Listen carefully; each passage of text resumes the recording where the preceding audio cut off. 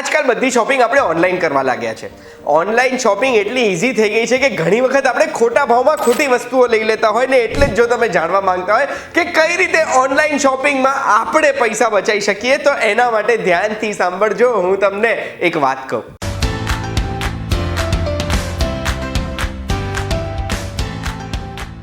એક વાત કહું, આપનું સ્વાગત છે. મારું નામ છે ગુંજ ઠક્કર. જ્યારથી આ ફોનથી આપણે ક્લિક કરીને શોપિંગ કરી શકીએ, ક્લિક કરીને પેમેન્ટ કરી શકીએ છીએ, UPI, credit card, debit card બધું એટલું ફટાફટ થઈ ગયું છે કે હવે કોઈ ફિઝિકલ બેરિયર નથી રહ્યું. ના આપણે પાર્કિંગ કરીને શોપિંગ સ્ટોરમાં જવાનું છે, ના આપણે ઘરની બહાર નીકળવાનું છે વસ્તુ ખરીદવા, ના આપણે લિસ્ટ બનાવવાનું છે.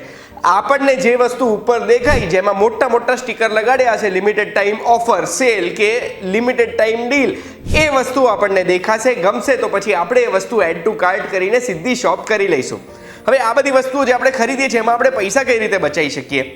ઓબ્વિયસલી સેલમાં, ડિસ્કાઉન્ટમાં પૈસા બચતા જ હોય છે, પણ પૈસા બચાવવાની બેસ્ટ રીત છે ઓછી વસ્તુઓ શોપ કરીને. પણ આ બધી શોપિંગની વેબસાઇટ્સ એટલા બધા સ્ટીકરો આપણને બતાવતી હોય છે, આ બધા પ્રોડક્ટ્સ આપણી સોશિયલ મીડિયા વેબસાઇટ ઉપર એડ બતાવીને આપણને પુશ કરે છે કે ઓછી શોપિંગ કરવી કઈ રીતે. એની ટિપ્સ મારી પાસે છે. ઓછી શોપિંગ કરવા માટેની સૌથી પહેલી અને સૌથી ઇમ્પોર્ટન્ટ ટિપ ખબર છે શું છે? તમારે જે પ્રોડક્ટ ખરીદવું છે ને, કાર્ટમાં એડ કરી દો, પણ ચેકઆઉટ ના કરો. પ્રોડક્ટને કાર્ટમાં 1 કે 2 દિવસ માટે રહેવા દો. કોઈ પણ સ્કેમર હોય ને તમને સ્કેમ કરે ત્યારે શું કે, લાઇટ બિલ રાત સુધી ભરી દેજો, નહીં તો લાઇટ કપાઈ જશે, 1500 રૂપિયા અકાઉન્ટમાં ટ્રાન્સફર કરો. તમને સ્કેમ કરવા માટે તમારી જોડે ઉતાવળ કરાવડાવે. આ બધી શોપિંગ વેબસાઇટ્સ પણ એવું જ કરે છે. Limited time offer, reverse clock કે પછી લિમિટેડ કાઉન્ટડાઉન, 2 દિવસનો સેલ, 3 દિવસનો સેલ, આવો પ્રાઇસ રહેશે નહીં, 15 લોકો આ પ્રોડક્ટ ઓલરેડી જોઈ રહ્યા છે. આ બધું જે કરે ને એનાથી આપણી અંદર ઉતાવળ જગાડવા માંગે છે. આ ઉતાવળને લીધે આપણે વિચાર્યા કર્યા વગર કોઈ પણ વસ્તુ ખરીદી લઈશું. અને એ જ રોકવા માટે આપણે એક વસ્તુ યાદ રાખવાની છે કે આ પ્રોડક્ટ આપણને જો જરૂરી હશે અને આપણે કાર્ટમાં મૂકી રાખીશું તો આજે નહીં કાલે ફરીથી સેલ આવશે, એમાં ને ફરતી આપણે આ પ્રોડક્ટ ખરીદી જ શકીશું. એટલે કાર્ટમાં જો 1-2 દિવસ આપણે મૂકી રાખીશું ને પ્રોડક્ટ, તો જ્યારે 2 દિવસ પછી આપણે ફરીથી આ કાર્ટમાં પ્રોડક્ટ જોવા જઈશું ને તો આપણે રિયલાઇઝ કરીશું કે આપણે કાર્ટમાં મૂકી હશે ને એમાંથી 50% વસ્તુઓ આપણને જરૂરત જ નથી. ત્યારે ઇમ્પલ્સિવલી એટલે ઉતાવળથી આપણે એને પ્રોડક્ટને કાર્ટમાં એડ કરી દીધી હતી. બીજી ટીપ ખબર શું છે ઓછું શોપિંગ કરવાની? ઇન્સ્ટન્ટ ગ્રેટિફિકેશનને ટાળવાનું. ઇન્સ્ટન્ટ ગ્રેટિફિકેશન શું છે? યાર આજ મૂડ ખરાબ છે મારો, મારે તો બહારથી કંઈક ખાવું પડશે. યાર આજ મૂડ ખરાબ છે, કંઈક શોપિંગ કરવા જવું પડશે. યાર આજે બહુ જ કામ કર્યું છે, એઝ અ રિવોર્ડ આ કામની સામે હું આ જગ્યાએથી આ વસ્તુ મંગાવી લઈશ કે અહીંયા ફરવા જતો રહીશ. આ જે વસ્તુઓ છે એના સિવાય કોઈ બી વસ્તુ ઈચ્છા થાય અને ખરીદી લેવી, આ બધું ઇન્સ્ટન્ટ ગ્રેટિફિકેશન કહેવાય કે તરત કોઈ વસ્તુ આપણે લઈ લીધી. આ ઇન્સ્ટન્ટ ગ્રેટિફિકેશનમાં રોજના જો 30 રૂપિયા બી આપણે નાખીએ છીએ ને તો એ 30 રૂપિયા મહિનાના 1000 થઈ ગયા, વર્ષના 12000 રૂપિયા થઈ ગયા. અને જો આ પૈસા આપણે કોઈ ઇન્ડેક્સ મ્યુચ્યુઅલ ફંડમાં 11% રિટર્ને બી નાખીએ ને તો 5 વર્ષની અંદર આ 80,000 રૂપિયા થઈ જાય, જે રોજના 30 રૂપિયા આપણે વધારાના એમ વેડફી દેતા હોઈએ. આ 80,000 રૂપિયાથી કાં તો આપણે જે ફોન લેવો છે એના કરતાં એક મોડલ ઉપરનો ફોન લઈ શકીએ, ગાડી કે બાઇક આપણે લઈએ છીએ એમાં એક વેરિયન્ટ ઉપરનું લઈ શકીએ, કે પછી આ 80,000 આપણે બચત કરીને આપણા ફ્યુચરમાં મૂડી વધારી શકીએ છીએ.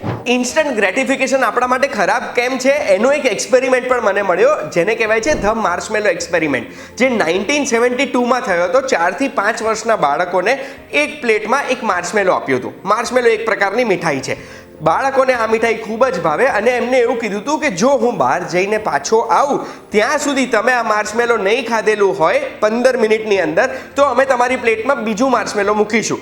અગર ખાધું હશે આ માર્શમેલો તો તમને બીજું માર્શમેલો નહીં મળે. હવે આ એક્સપેરિમેન્ટ શેના માટે હતું કે બાળકોને ખબર પડે કે ઇન્સ્ટન્ટ ગ્રેટિફિકેશન એટલે તરત વસ્તુ ખાઈ લેવાથી, તરત એ મજાથી એમનું બીજું માર્શમેલોનું એમને નુકસાન થયું. પણ આ એક્સપેરિમેન્ટની એક નવી ફાઇન્ડિંગ ક્યારે થઈ?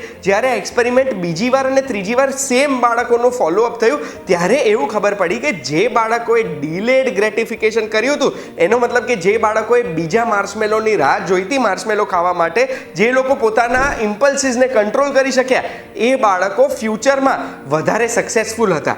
એમને ભણવામાં વધારે માર્ક્સ આવ્યા હતા. એટલું જ નહીં, એમને મેદસ્વીતાનો ખતરો ઓછો હતો. કોઈ પણ પ્રકારનું સબસ્ટન્સ અબ્યુઝ એટલે કોઈ પણ વસ્તુ ઉપર એડિક્શન એમને ઓછું હતું. એટલું જ નહીં, સોશિયલ સ્કિલ સારી હતી અને સ્ટ્રેસમાં એ લોકો લોકો સારું બિહેવ કરી શકતા હતા. બેસિકલી આ ઇન્સ્ટન્ટ ગ્રેટિફિકેશન છે એ આપણું જીવન બગાડી શકે, અને એટલે જ એક્સપર્ટ્સ એવું કહે છે કે શોપિંગમાં પણ આપણે ડિલેડ ગ્રેટિફિકેશન રાખવાનું. એટલે કોઈ પણ વસ્તુ જોઈએ છે એ તરત ખરીદી નહીં લેવાની. ત્રીજી ટીપ છે ઓછું શોપિંગ કરવા માટે કે શોપિંગમાં પૈસા બચાવવા માટે, એ છે પેશન્સ, સંયમ. પેશન્સથી શું થાય છે કે આપણે કોઈ પ્રોડક્ટ લેવી છે, મારે આ પ્રોડક્ટ લેવી છે, એડ ટુ કાર્ટ કરી દીધી, તરત જ મંગાવી લીધી, પેમેન્ટ કરી દીધું, પણ એની જગ્યાએ એ પ્રોડક્ટ અગર હું વિશલિસ્ટમાં મૂકી રાખીશ, એનો ભાવ ટ્રેક કરીશ, તો મને ખબર પડશે કે તહેવારોમાં કે સેલ આવે છે ત્યારે એ પ્રોડક્ટનો ભાવ ઓછો થાય છે, અને એની એ જ વસ્તુ હું સસ્તામાં ખરીદી શકતો હોઉં તો કેમ ના લેવું. એના માટે ફક્ત આપણે થોડું પેશન્સ જોઈએ, અને એ પેશન્સ રાખીશું તો આપણા પૈસા પુષ્કળ બચશે. આ 3 ટીપથી શોપિંગ કરતી વખતે શોપિંગમાં ડિસ્કાઉન્ટ કઈ રીતે મેળવવું ને એની જગ્યાએ શોપિંગ કરતી વખતે પૈસા કઈ રીતે બચાવવા એ મેં તમને શીખવ્યું છે. બહુ જ ઇમ્પોર્ટન્ટ ટિપ્સ છે, અને આ ટિપ્સ મને જોઈએ છે તમે દરેક વ્યક્તિ સુધી પહોંચતી કરો. અને આ માહિતી જો તમને ગમી છે ને આવી માહિતી જો જોવી ગમે છે તો એના માટે એક વાત કહું, જોતા રહેજો VTVGujarati.com પર. આપણે ફરી મળીશું.